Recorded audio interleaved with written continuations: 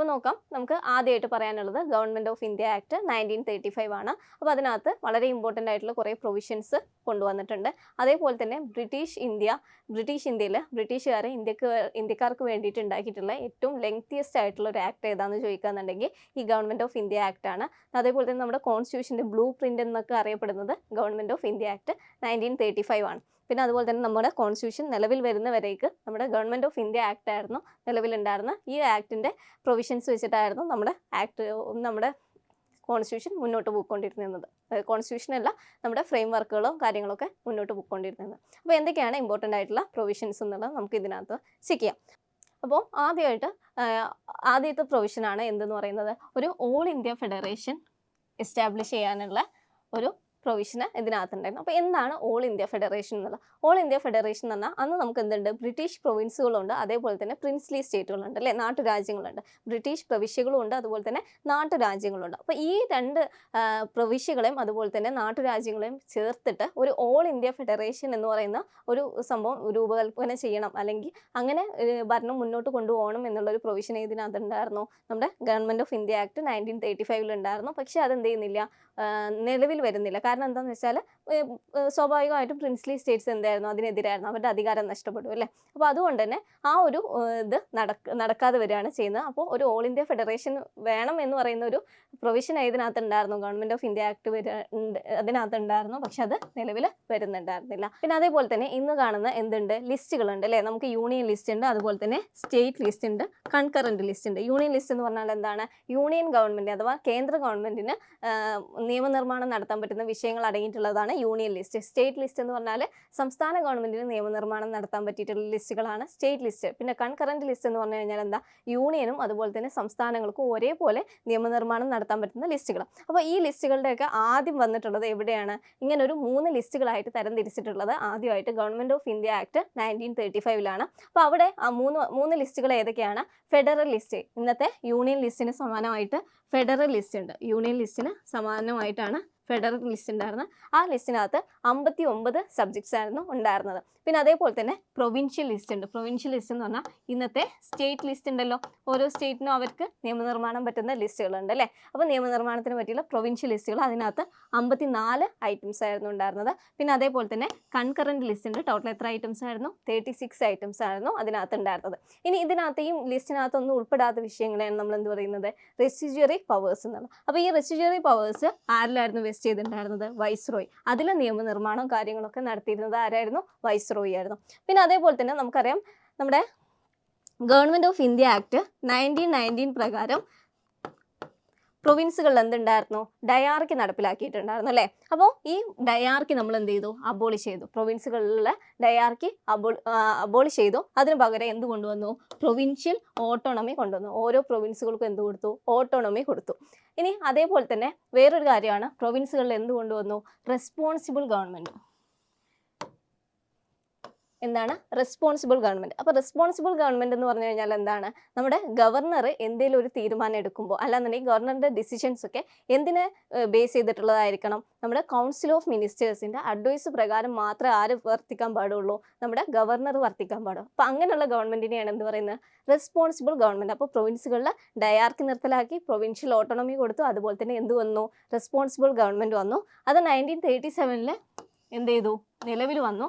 പക്ഷേ എവിടുന്ന്, 1939 ആയപ്പോഴത്തേക്ക് അത് ഡിസ്കണ്ടിന്യൂ ചെയ്തു. അപ്പോൾ 1937 മുതൽ 1939 വരേക്ക് മാത്രമേ എന്തുണ്ടായിരുന്നുള്ളൂ, റെസ്പോൺസിബിൾ ഗവൺമെൻറ് ഉണ്ടായിരുന്നുള്ളൂ. അപ്പോൾ റെസ്പോൺസിബിൾ ഗവൺമെൻറ് എന്ന് പറഞ്ഞാൽ എന്തേ ഉള്ളൂ, എന്താണ്, ഗവർണർ ആരുടെ, കൗൺസിൽ ഓഫ് മിനിസ്റ്റേഴ്സിൻ്റെ അഡ്വൈസിനനുസരിച്ച് മാത്രമേ എന്ത് ചെയ്യാൻ പാടുള്ളൂ, പ്രവർത്തിക്കാൻ പാടുള്ളൂ എന്നുള്ളത്. പിന്നെ അതേപോലെ തന്നെ നമ്മൾ പ്രൊവിൻസുകൾ ഡയാർക്കി എന്ത് ചെയ്തു, അബോളിഷ് ചെയ്തെങ്കിലും ആ ഡയാർക്കി എവിടെ അഡോപ്റ്റ് ചെയ്തു, നമ്മൾ സെൻറ്ററിൽ അഡോപ്റ്റ് ചെയ്തു. അപ്പോൾ adoption of dyarchy at centre. അപ്പോൾ പ്രൊവിൻസുകളിൽ എന്ത് ചെയ്തു, ഡയാർക്കി നിർത്തലാക്കി. ആ ഡയാർക്കി നേരെ എങ്ങോട്ടേക്ക് കൊണ്ടുവന്നു, നമ്മുടെ സെൻറ്ററിൽ ഡയാർക്കി കൊണ്ടുവന്നു. അപ്പോൾ പ്രൊവിൻസുകളിൽ എന്ത് ചെയ്തു, ഡയാർക്കി നമ്മൾ അബോളിഷ് ചെയ്തു. എന്ത് കൊണ്ടുവന്നു, ബൈ ക്യാമറലിസം കൊണ്ടുവന്നു. അപ്പോൾ നമ്മൾ നേരത്തെ പറഞ്ഞ ലോവർ ഹൗസും അപ്പർ ഹൗസും പറഞ്ഞിട്ടുണ്ടായിരുന്നു, അല്ലേ. അപ്പോൾ പ്രൊവിൻസുകളിൽ എന്ത് കൊണ്ടുവന്നു, ബൈ ക്യാമറലിസം കൊണ്ടുവന്നു. അപ്പോൾ ഡയാർക്കി അബോളിഷ് ചെയ്യുകയും ചെയ്തു. അതേപോലെ തന്നെ എന്താണ് അവിടെ കൊണ്ടുവന്നത്, ഡയാർക്കി അബോളിഷ് ചെയ്തു, ബൈ ക്യാമറലിസം കൊണ്ടുവന്നു. അപ്പോൾ ബൈക്യാമറലിസം കൊണ്ടുവന്നു, അതുപോലെ തന്നെ റെസ്പോൺസിബിൾ ഗവൺമെൻറ് ആയിരിക്കണം എന്ന് പറഞ്ഞു, അതുപോലെ തന്നെ പ്രൊവിൻഷ്യൽ ഓട്ടോണോമി കൊടുത്തു. പ്രൊവിൻഷ്യൽ ഓട്ടോണോമി അതായത് സ്വയം ഭരണാധികാരം. പ്രൊവിൻഷ്യൽ ഓട്ടോണോമി എന്ന് പറഞ്ഞാൽ എന്താണ്? സ്വയം ഭരണാധികാരം, ഓട്ടോണോമി. ഓക്കെ, അപ്പോൾ ഇത്രയും കാര്യങ്ങളാണ് 1937 ആക്ടിൽ വന്നത്. ഇനി അതേപോലെ തന്നെ നമ്മൾ പറഞ്ഞു ബൈക്യാമറലിസം വന്നു. എല്ലാ പ്രൊവിൻസുകളിലും എന്ത് വന്നിട്ടില്ല? ബൈക്യാമറലിസം വന്നിട്ടില്ല. ടോട്ടൽ 11 പ്രൊവിൻസുകളിൽ 6 എണ്ണത്തിൽ മാത്രമാണ് എന്ത് വന്നത്? നമ്മുടെ ബൈക്യാമറലിസം വന്നത്. ഏതൊക്കെയാണ് ഈ 6 പ്രൊവിൻസുകൾ? ബംഗാൾ, ബോംബെ, മദ്രാസ്, ബീഹാർ, ആസാം, അതുപോലെ തന്നെ യുണൈറ്റഡ് പ്രൊവിൻസസ്. അപ്പോൾ ഇത്രയും 6 പ്രൊവിൻസുകളിലാണ് എന്ത് വന്നത്? ബൈക്യാമറലിസം വന്നു. നേരത്തെ ഉണ്ടായിരുന്ന ഡയാർക്കി എന്ത് ചെയ്തു? അബോളിഷ് ചെയ്തു. ഇനി ഡയാർക്കി എവിടെ വന്നിട്ടുണ്ടായിരുന്നു? സെൻറ്ററിൽ എസ്റ്റാബ്ലിഷ് ചെയ്തിട്ടുണ്ടായിരുന്നു എന്നുള്ളതും ഓർക്കുക. ഓക്കെ, പിന്നെ അതേപോലെ തന്നെ നമ്മൾ ഇലക്ട്രേറ്റ്സിൻ്റെ കാര്യം പറഞ്ഞിട്ടുണ്ടായിരുന്നു അല്ലേ? സിഖ്സിന്, ആംഗ്ലോ ഇന്ത്യൻസിന്, ഇന്ത്യൻ ക്രിസ്ത്യൻസിനൊക്കെ എന്ത് ചെയ്യുന്നുണ്ടായിരുന്നു? സെപ്പറേറ്റ് ഇലക്ട്രേറ്റ്സ് ഉണ്ടായിരുന്നു. അതേപോലെ തന്നെ ഈ ഇലക്ട്രേറ്റ്സ് എന്ത് ചെയ്തു? എക്സ്റ്റെൻഡ് ചെയ്തു. ആർക്കൊക്കെയാണ്? നമ്മുടെ ഡിപ്രസ്ഡ് ക്ലാസ്സസിന്. ഇമ്പോർട്ടൻ്റ് ആണ്. ഡിപ്രസ്ഡ് ക്ലാസ്സസിന് സെപ്പറേറ്റ് ഇലക്ട്രേറ്റ് വന്നത് 1935 ആക്ട് പ്രകാരമാണ്. പിന്നെ അതുപോലെ തന്നെ വിമനും അതുപോലെ തന്നെ ലേബർ വർക്കേഴ്സിനും കൂടെ എന്ത് ചെയ്തു? ഈ സെപ്പറേറ്റ് ഇലക്ട്രേറ്റ്സ് കൊണ്ടുവന്നു. പിന്നെ അതുപോലെ തന്നെ നമ്മുടെ 1858 ആക്ട് പ്രകാരം എന്ത് വന്നിട്ടുണ്ടായിരുന്നു? ഒരു കൗൺസിൽ ഓഫ് ഇന്ത്യ എന്ന് പറഞ്ഞ ഒരു കൗൺസിൽ വന്നിട്ടുണ്ടായിരുന്നു. അത് അബോളിഷ് ചെയ്തതും ഈ 1935 ആക്ട് പ്രകാരമാണ്. പിന്നെ അതുപോലെ തന്നെ നമ്മുടെ വോട്ടവകാശം, ഫ്രാഞ്ചൈസി അല്ലേ? ഫ്രാഞ്ചൈസി എന്ത് ചെയ്തു? എക്സ്റ്റെൻഡ് ചെയ്തു. കുറേ കൂടെ ആളുകൾക്ക് എന്ത് കൊടുത്തു? വോട്ടവകാശം കൊടുത്തു. ഏറെക്കുറെ നമ്മുടെ ടോട്ടൽ പോപ്പുലേഷൻ്റെ 10%, അറൗണ്ട് 10% എന്തുണ്ടായിരുന്നു? അപ്പോൾ നമുക്ക് വോട്ടിംഗ് റൈറ്റ് ഉണ്ടായിരുന്നു. അപ്പോൾ ഫ്രാഞ്ചൈസി എക്സ്റ്റെൻഡ് ചെയ്തു. എത്രത്തോളം? അറൗണ്ട് 10% ഓഫ് നമ്മുടെ ടോട്ടൽ പോപ്പുലേഷൻ എന്ത് കിട്ടി? വോട്ടവകാശം കിട്ടി. പിന്നെ അതേപോലെ തന്നെ ഇതിനകത്തുള്ള വളരെ ഇമ്പോർട്ടൻ്റ് ആയിട്ടുള്ള വേറൊരു പ്രൊവിഷൻ ആയിരുന്നു എന്ത്? നമുക്കൊരു reserve bank of India establish ചെയ്യണം എന്നുള്ളത്. അതിൻ്റെ ഭാഗമായിട്ട് നമുക്കറിയാം 1935 ഏപ്രിൽ 1 എന്ത് ചെയ്യുന്നുണ്ട്? RBI എസ്റ്റാബ്ലിഷ് ചെയ്യുന്നുണ്ട്. അപ്പോൾ റിസർവ് ബാങ്ക് ഓഫ് ഇന്ത്യ ഏത് ആക്ടിൻ്റെ പിൻബലത്തിലാണ് വന്നിട്ടുള്ളത്? നമ്മുടെ ഗവൺമെൻറ് ഓഫ് ഇന്ത്യ ആക്ട് 1935. പിന്നെ അതേപോലെ തന്നെ ഒരു ഫെഡറൽ കോർട്ട് സെറ്റപ്പ് ചെയ്യണം എന്ന് പറയുന്നുണ്ട്. അത് 1937 എന്ത് ചെയ്യുന്നുണ്ട്? സെറ്റപ്പ് ചെയ്യുന്നുണ്ട്. അപ്പോൾ റിസർവ് ബാങ്ക് ഓഫ് ഇന്ത്യയും അതുപോലെ തന്നെ ഫെഡറൽ കോർട്ടും വന്നിട്ടുള്ളത് ഗവൺമെൻറ് ഓഫ് ഇന്ത്യ ആക്ട് 1935 പിൻബലത്തിലാണ്. ഓക്കെ, പിന്നെ അതേപോലെ തന്നെ നമുക്ക് പബ്ലിക് സർവീസ് കമ്മീഷൻ 1926 എന്ത് വരുന്നുണ്ട്? നമുക്കൊരു പബ്ലിക് സർവീസ് കമ്മീഷൻ വരുന്നുണ്ട്. അതിനെ എന്ത് ചെയ്യുന്നുണ്ട്? പല തട്ടുകളായിട്ട് ഒരു ഫെഡറൽ പബ്ലിക് സർവീസ് കമ്മീഷനും ഓരോ പ്രൊവിൻസുകൾക്കും പ്രൊവിൻഷ്യൽ പബ്ലിക് സർവീസ് കമ്മീഷനും ഇനി 2 അതിൽ കൂടുതലോ പ്രൊവിൻസുകൾക്ക് ചേർന്നിട്ട് ജോയിൻറ്റ് പബ്ലിക് സർവീസ് കമ്മീഷനും എസ്റ്റാബ്ലിഷ് ചെയ്യാനുള്ള പ്രൊവിഷനും കൂടെ ഇതിനകത്ത് വരുന്നുണ്ട്. അപ്പോൾ federal public service commission central ലെവലിൽ, ഓരോ പ്രൊവിൻസുകൾക്കും provincial public service commission, joint public service commission രണ്ടോ അതിൽ കൂടുതലോ പ്രൊവിൻസുകൾ ചേർന്നിട്ട് അവർക്ക് എന്താ ചെയ്യാം? പബ്ലിക് സർവീസ് കമ്മീഷനുകൾ രൂപീകരിക്കാം എന്ന് പറയുന്ന പ്രൊവിഷനും ഇതിനകത്ത് വന്നിട്ടുള്ളതാണ്. അപ്പോൾ എന്തൊക്കെ കാര്യങ്ങളാണ് നമ്മൾ ഗവൺമെൻറ് ഓഫ് ഇന്ത്യ ആക്ട് 1935 പഠിച്ചതെന്നുള്ളത് ഒന്നുകൂടെ നോക്കാം. അപ്പോൾ നമ്മൾ ആദ്യമായിട്ട് ഒരു ഓൾ ഇന്ത്യ ഫെഡറേഷൻ വേണം എന്ന് പറയുന്ന ഒരു പ്രൊവിഷൻ കൊണ്ടുവന്നത് ഈ ഒരു ആക്ടിനകത്താണ്. പിന്നെ അതുപോലെ തന്നെ 3 ലിസ്റ്റുകൾ വന്നു. Federal list, provincial list, concurrent list. പിന്നെ റെസിഡ്യൂറി പവേഴ്സ് വൈസ്രോയിലായിരുന്നു വെസ്റ്റ് ചെയ്തിട്ടുണ്ടായിരുന്നത്. പിന്നെ നമ്മൾ ഏറ്റവും ഇമ്പോർട്ടൻ്റ് ആയിട്ട് പറഞ്ഞു പ്രൊവിൻസുകളിൽ എന്ത് അബോളിഷ് ചെയ്തു? ഡയാർക്കി അബോളിഷ് ചെയ്തു എന്ന് പറഞ്ഞു. അതുപോലെ തന്നെ അതിന് പകരമായിട്ട് പ്രൊവിൻഷ്യൽ ഓട്ടോണമി കൊണ്ടുവന്നു. പിന്നെ അതേപോലെ തന്നെ നമ്മൾ പ്രൊവിൻസുകളിൽ എന്ത് കൊണ്ടുവന്നു? റെസ്പോൺസിബിൾ ഗവൺമെൻറ് കൊണ്ടുവന്നു. റെസ്പോൺസിബിൾ ഗവൺമെൻറ് എന്ന് പറഞ്ഞാൽ ഗവർണർ കൗൺസിൽ ഓഫ് മിനിസ്റ്റേഴ്സിൻ്റെ അഡ്വൈസിലാണ് എന്ത് ചെയ്യുക? ആക്ട് ചെയ്യുക എന്നുള്ളത്. പിന്നെ അതേപോലെ തന്നെ അത് 1937 വന്നെങ്കിലും 1939 എന്ത് ചെയ്തു? എൻഡ് ചെയ്തു. പിന്നെ അതേപോലെ തന്നെ നമ്മൾ പ്രൊവിൻസുകളുടെ ഡയാർക്കി അബോളിഷ് ചെയ്തെങ്കിലും സെൻട്രലിൽ എന്ത് ചെയ്തു? ഡയാർക്കി അഡോപ്റ്റ് ചെയ്തു. പിന്നെ അതുപോലെ തന്നെ നമ്മുടെ പ്രൊവിൻസുകളിൽ ഡയാർക്കിക്ക് പകരം എന്ത് വന്നു? ബൈക്യാമറലിസം വന്നു. എല്ലാ പ്രൊവിൻസുകളിലും വന്നിട്ടില്ല. 6 പ്രൊവിൻസുകളിൽ മാത്രമാണ് അത് വന്നത്. പിന്നെ അതുപോലെ തന്നെ നമ്മുടെ സെപ്പറേറ്റ് ഇലക്ട്രേറ്റ്സ് ആർക്കൊക്കെ എക്സ്റ്റെൻഡ് ചെയ്തു? ഡിപ്രസ്ഡ് ക്ലാസ്സിനും വിമനും അതുപോലെ തന്നെ ലേബർ വർക്കേഴ്സിനും. പിന്നെ അതുപോലെ തന്നെ നമ്മുടെ കൗൺസിൽ ഓഫ് ഇന്ത്യ എന്ന് പറയുന്ന കൗൺസിൽ എന്ത് ചെയ്തു? അബോളിഷ് ചെയ്തു. പിന്നെ നമ്മുടെ ഫ്രാഞ്ചൈസി എക്സ്റ്റെൻഡ് ചെയ്തു. Nearly 10% of total population franchise അല്ലെങ്കിൽ വോട്ടിംഗ് റൈറ്റ് നമുക്ക് കിട്ടി. അതുപോലെ തന്നെ reserve bank of India, federal court, ഈ 2 കാര്യങ്ങളും സെറ്റപ്പ് ചെയ്തു. പിന്നെ അതുപോലെ തന്നെ 3 തരത്തിലുള്ള PSCകൾ അല്ലേ? സെൻട്രൽ ലെവലിൽ, പ്രൊവിൻഷ്യൽ ലെവലിൽ, ജോയിൻറ്റ് പബ്ലിക് സർവീസ് കമ്മീഷനും എസ്റ്റാബ്ലിഷ് ചെയ്തു. ഓക്കെ, അപ്പോൾ നമുക്ക് ഇനി നെക്സ്റ്റ് പറയാനുള്ള ഇന്ത്യൻ ഇൻഡിപെൻഡൻസ് ആക്ട് 1947 ആണ്. അപ്പോൾ നമുക്ക് നമ്മുടെ ഇൻഡിപെൻഡൻസിൻ്റെ അടുത്ത് എത്താനായി അല്ലേ. അപ്പോൾ ഈ ഒരു ആക്ട് പ്രകാരമാണ് നമുക്ക് എന്ത് കിട്ടുന്നത്, ഇൻഡിപെൻഡൻസ് കിട്ടി. ഇന്ത്യ സ്വതന്ത്രമാകാനുള്ള കാര്യങ്ങൾ പറഞ്ഞിട്ടുള്ള ആക്റ്റാണ് ഇതെന്ന് പറയുന്നത് ഇന്ത്യൻ ഇൻഡിപെൻഡൻസ് ആക്ട്. ഇതാണ് നമുക്ക് ലാസ്റ്റായിട്ട് ഹിസ്റ്റോറിക്കൽ ബാക്ക്ഗ്രൗണ്ട് എന്ന് പറയുന്ന ഈ ഒരു ടോപ്പിക്കിനകത്ത് ലാസ്റ്റായിട്ട് പഠിക്കാനുള്ള ആക്ട് എന്ന് പറയുന്നത് ഏതാണ്, ഇന്ത്യൻ ഇൻഡിപെൻഡൻസ് ആക്ട് 1947 ആണ്. അപ്പോൾ സ്വാഭാവികമായിട്ടും നമുക്കറിയാം ഇൻഡിപെൻഡൻസ് ആയി. അപ്പോൾ നമ്മുടെ ബ്രിട്ടീഷ് റൂൾ എൻഡ് ചെയ്തുകൊണ്ടുള്ള ആക്റ്റാണ് ഇതെന്ന് പറയാം, ended the British rule in India. അപ്പോൾ ഇന്ത്യയിൽ എന്ത് ചെയ്തു, ബ്രിട്ടീഷ് റൂൾ എൻഡ് ചെയ്തു. ഇന്ത്യനെ എന്താക്കിയിട്ട് ഒരു ഇൻഡിപെൻഡൻ്റ് ആയിട്ടുള്ള സ്വതന്ത്രമായിട്ടുള്ള സോവറിൻ ആയിട്ടുള്ള സ്റ്റേറ്റ് ആക്കിയിട്ട് മാറ്റി. അപ്പോൾ ഇൻഡിപെൻഡൻ്റ് ആയിട്ട് സ്വതന്ത്രമായിട്ടുള്ള അതുപോലെ തന്നെ പരമാധികാരമുള്ള ഒരു രാഷ്ട്രമാക്കിയിട്ട് മാറ്റുകയാണ്. എന്ന് മുതലാണ് രാഷ്ട്രമായിട്ട് ഇത് നിലവിൽ വരുന്നത് എന്നാണ്, August 15, 1947. അപ്പോൾ 1947 August 15 മുതൽ എന്തായി, ഇന്ത്യ ഒരു ഇൻഡിപെൻഡൻ്റ് ആയിട്ടുള്ള സോവറിൻ സ്റ്റേറ്റ് ആയിട്ട് മാറുകയാണ് ചെയ്യുന്നത്. പിന്നെ അതേപോലെ തന്നെ ഈ ഒരു ആക്ട് വഴിയാണ് എന്ത് ചെയ്യുന്നത്, ഇന്ത്യനെ പാർട്ടീഷൻ, അതായത് ഇന്ത്യ എന്നും പാകിസ്ഥാൻ എന്നുള്ള രണ്ട് ഡൊമിനിയൻസ് ആയിട്ട് രണ്ട് രാഷ്ട്രങ്ങളാക്കിയിട്ട് മാറ്റാനുള്ള പ്രൊവിഷൻ വരുന്നതും എന്ത് തന്നെയാണ്, ഈ ഒരു ആക്ട് വഴിയാണ്. അപ്പോൾ അതാണ് creation of 2 independent dominions of India and Pakistan. അപ്പോൾ രണ്ടുപേർക്കും എന്താണ്, ബ്രിട്ടീഷ് കോമൺവെൽത്തിൽ നിന്നും പിരിഞ്ഞിട്ട് രണ്ട് ഇൻഡിപെൻഡൻ്റ് ആയിട്ടുള്ള രണ്ട് രാഷ്ട്രങ്ങളായിട്ട് മാറാനുള്ള പ്രൊവിഷൻ നൽകിയിട്ടുള്ളത് ഇന്ത്യൻ ഇൻഡിപെൻഡൻസ് ആക്ട് 1947 ആണ്. പിന്നെ അതേപോലെ തന്നെ ഇമ്പോർട്ടൻ്റ് ആണ്, ഇതെന്ത് ചെയ്തു, നമ്മുടെ വൈസ്രോയിൻ്റെ പൊസിഷൻ എന്ത് ചെയ്തു, എടുത്തു കളഞ്ഞു, അബോളിഷ് ചെയ്തു. അപ്പോൾ വൈസ്രോയി എന്നുള്ള പൊസിഷൻ അല്ലെങ്കിൽ ആ ഒരു ഓഫീസ് എന്ത് ചെയ്തു, എടുത്തു കളഞ്ഞു. അതിന് പകരമായിട്ട് ആര് വരികയാണ്, ഗവർണർ ജനറൽ വരികയാണ്. ആരാണ് വരുന്നത്, ഗവർണർ ജനറൽ. രണ്ട് രാഷ്ട്രത്തിനും എന്ത് വരികയാണ്, ഗവർണർ ജനറൽ വരികയാണ്. അതിന് ആരാണ് അപ്പോയിൻറ്റ് ചെയ്യുന്നത്, ബ്രിട്ടീഷ് കിങ് ആണ് അപ്പോയിൻറ്റ് ചെയ്യുന്നത്.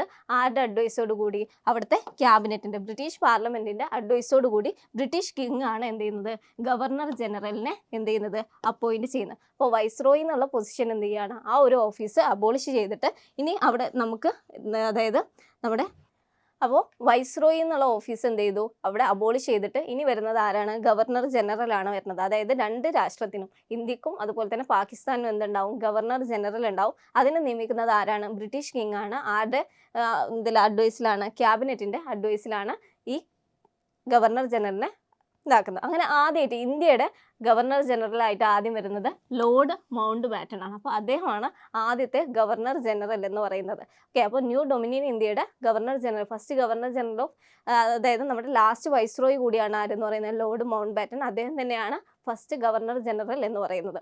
ഓക്കെ, അപ്പോൾ ഇൻഡിപെൻഡൻറ്റ് ഇന്ത്യയുടെ ഗവർണർ ജനറലാണ് ആരെന്ന് പറയുന്നത്, ലോർഡ് മൗണ്ട് ബാറ്റൺ എന്ന് പറയുന്നത്. പിന്നെ അതേപോലെ തന്നെ ഇതിനാണ് എന്തുള്ള പ്രൊവിഷന്, കോൺസ്റ്റിറ്റ്യൂവൻ്റ് അസംബ്ലീസ്, അതായത് കോൺസ്റ്റിറ്റ്യൂഷൻ മേക്ക് ചെയ്യണം അല്ലേ. ഇൻഡിപെൻഡൻ്റ് ആയിട്ട് സോവറിൻ ആയിട്ടുള്ള രണ്ട് രാഷ്ട്രങ്ങൾ വന്നിട്ടുണ്ട്. ഇനി അവർക്ക് എന്ത് വേണം, സ്വന്തക്ക് എന്ത് വേണം, കോൺസ്റ്റിറ്റ്യൂഷൻസ് വേണം. അപ്പോൾ അത് മേക്ക് ചെയ്യാൻ വേണ്ടിയിട്ട് കോൺസ്റ്റിറ്റ്യൂവൻ്റ് അസംബ്ലി, രണ്ട് കൺട്രീസിനും അതായത് രണ്ട് ഡൊമിനിയൻസിനും എന്താവാം, കോൺസ്റ്റിറ്റ്യൂവൻ്റ് അസംബ്ലീസ് ആവാം. അതേപോലെ തന്നെ ഈ കോൺസ്റ്റിറ്റ്യൂവൻ്റ് അസംബ്ലീസിന് എന്ത് ചെയ്യാം, പുതിയ ലോസ് ലെജിസ്ലേറ്റ് ചെയ്യാം, അഥവാ നിയമനിർമ്മാണം നടത്താം. പിന്നെ അതുപോലെ തന്നെ ബ്രിട്ടീഷുകാർ കൊണ്ടുവന്നിട്ടുള്ള ഏതെങ്കിലും നിയമങ്ങൾ റിപ്പീൽ ചെയ്യാം, അതായത് പിൻവലിക്കാം, അല്ലാന്നുണ്ടെങ്കിൽ എന്തെങ്കിലും മോഡിഫിക്കേഷൻസ് വരുത്താം, ഇൻക്ലൂഡിങ് ദിസ് ഇൻഡിപെൻഡൻസ് ആക്ട്. അതായത് ഈ 1947 ഈ ഇൻഡിപെൻഡൻസ് ആക്ട് വരെ എന്ത് ചെയ്യാം, റിപ്പീൽ ചെയ്യാം. അല്ലാന്നുണ്ടെങ്കിൽ അതിനകത്ത് മോഡിഫിക്കേഷൻസ് ഒക്കെ വരുത്താൻ ആർക്ക് അധികാരമുണ്ട്, കോൺസ്റ്റിറ്റ്യൂവൻ്റ് അസംബ്ലിക്ക് അധികാരമുണ്ട്. രണ്ട് കൺട്രീസിനും എന്തുണ്ടാക്കാം, കോൺസ്റ്റിറ്റ്യൂവൻ്റ് അസംബ്ലീസ് ഉണ്ടാക്കാം. പിന്നെ അതേപോലെ തന്നെ നമ്മൾ നേരത്തെ പറഞ്ഞു വൈസ്രോയിയുടെ ആ ഒരു ഓഫീസ് എന്ത് ചെയ്തു, അബോളിഷ് ചെയ്തു. അതേപോലെ തന്നെ നമ്മുടെ office of secretary of state അല്ലേ, നമ്മൾ 1858 ആക്ട് പ്രകാരം വന്നിട്ടുള്ളതായിരുന്നു സെക്രട്ടറി ഓഫ് സ്റ്റേറ്റ് എന്ന് പറയുന്ന ഓഫീസ്. ആ ഓഫീസ് എന്ത് ചെയ്തു, അബോളിഷ് ചെയ്തു. ഓക്കെ, ഇനി അതേപോലെ തന്നെ ഇവരുടെ ഫങ്ഷൻസ് ഒക്കെ ആർക്കാണ് അതാക്കിയത്, നമ്മുടെ കോമൺവെൽത്ത് അഫയേഴ്സിലെ സെക്രട്ടറി ഓഫ് സ്റ്റേറ്റിന് എന്ത് ചെയ്തു, ഇവരുടെ ഫങ്ഷൻസ് ഒക്കെ ട്രാൻസ്ഫർ ചെയ്തു. അപ്പോൾ ഇത്രയും കാര്യങ്ങളാണ് ഇതിനകത്ത് പറഞ്ഞത്. ഇനി അതേപോലെ തന്നെ പ്രിൻസ്ലി സ്റ്റേറ്റിന് അന്നുണ്ടായിരുന്ന നാട്ടുരാജ്യങ്ങൾക്ക് ഏറെക്കുറെ 565ഓളം നാട്ടുരാജ്യങ്ങൾ എന്തുണ്ടായിരുന്നു, അന്ന് ഇന്ത്യയിലുണ്ടായിരുന്നു. ഇന്ത്യ സ്വതന്ത്രമാകുന്ന സമയത്ത് 500 കൂടുതൽ എന്തുണ്ട്, പ്രിൻസ്ലി സ്റ്റേറ്റ്സ് ഉണ്ടായിരുന്നു അല്ലേ. അപ്പോൾ ഈ പ്രിൻസ്ലി സ്റ്റേറ്റിന് ഒന്നെങ്കിൽ എന്താണ് ഇന്ത്യയിൽ ജോയിൻ ചെയ്യാം, അല്ലാന്നുണ്ടെങ്കിൽ എന്താ പാകിസ്ഥാനിൽ ജോയിൻ ചെയ്യാം, അല്ലാന്നുണ്ടെങ്കിൽ ഇൻഡിപെൻഡൻ്റ് ആയിട്ട് റിമെയിൻ ചെയ്യാനുള്ള പ്രൊവിഷനും ഈ ഒരു ആക്ടിനകത്ത് കൊടുത്തിട്ടുണ്ടായിരുന്നു. അപ്പോൾ അതെന്താണ് പറഞ്ഞത്, to join dominion of India or dominion of Pakistan or to remain independent. അപ്പോൾ സ്വതന്ത്രമായിട്ട് ഒന്നെങ്കിൽ ഇന്ത്യയിൽ ജോയിൻ ചെയ്യാം, അല്ലാന്നുണ്ടെങ്കിൽ പാകിസ്ഥാനിൽ ജോയിൻ ചെയ്യാം, അല്ലാന്നുണ്ടെങ്കിൽ എന്താണ് സ്വതന്ത്രമായിട്ട് നിൽക്കാനുള്ള പ്രൊവിഷനും ആർക്ക് കൊടുത്തിട്ടുണ്ടായിരുന്നു, പ്രിൻസ്ലി സ്റ്റേറ്റിന് അല്ലെങ്കിൽ നാട്ടുരാജ്യങ്ങൾക്ക് കൊടുത്തിട്ടുണ്ടായിരുന്നു. പിന്നെ അതേപോലെ തന്നെ ഇനി ഓരോ ഗവൺമെൻറ്റും എന്ത് ചെയ്യണം, കോൺസ്റ്റിറ്റ്യൂഷൻ ഫ്രെയിം ചെയ്യണം. കോൺസ്റ്റിറ്റ്യൂഷൻ ഫ്രെയിം ചെയ്യുന്നവരേക്ക് ഗവൺമെൻറ് ഓഫ് ഇന്ത്യ ആക്ട് 1935 ആണ് എന്ത് ഇതിനകത്തുള്ള പ്രൊവിഷൻസ് വെച്ച് വേണം എന്ത് ചെയ്യാൻ, ഗവേൺ ചെയ്യാൻ വേണ്ടിയിട്ട്, അവിടെയുള്ള ലോസ് കാര്യങ്ങളൊക്കെ മേക്ക് ചെയ്യാൻ വേണ്ടിയിട്ട് എന്നുള്ള ഒരു പ്രൊവിഷനും കൂടെ ഇതിനകത്തുണ്ടായിരുന്നു. ഇനി ഓരോ